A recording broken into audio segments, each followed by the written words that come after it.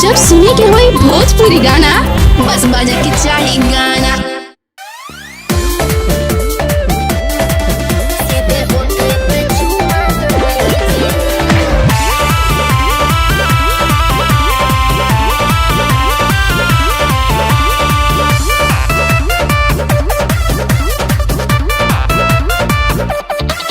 तंग करो की जान जदी ऐसे हम करेंगे प्यार, बोलो कैसे, बोलो बोलो हाँ हाँ हाँ। तंग करो की जान जदी ऐसे हम करेंगे प्यार, बोलो कैसे कैसे। अब थोड़ा भी देर जन कीजिए कीजिए कीजिए।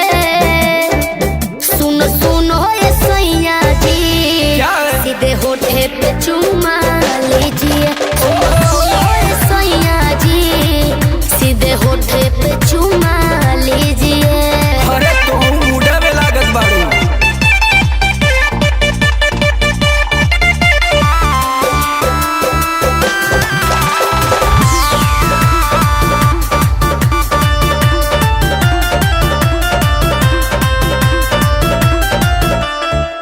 काहे करते हो लेट, होठ हुआ चॉकलेट खाके जल्दी खत्म कर दो। कोई देख लेगा जान, जरा रखो ध्यान, इके बारी तो बंद कर दो। हाँ, काहे करते हो लेट, होठ हुआ चॉकलेट खाके जल्दी खत्म कर दो। कोई देख लेगा जान, जरा रखो ध्यान, इके बारी तो बंद कर दो। प्यार करने में भाषण ना दीजिए दीजिए। अरे रुको।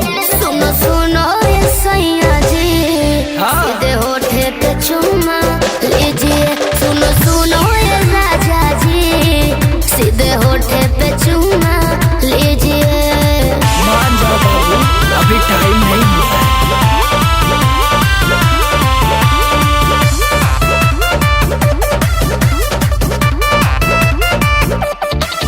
थोड़ा करो ना फील, सुनो सैया बर्दाश्त नहीं होता है अब।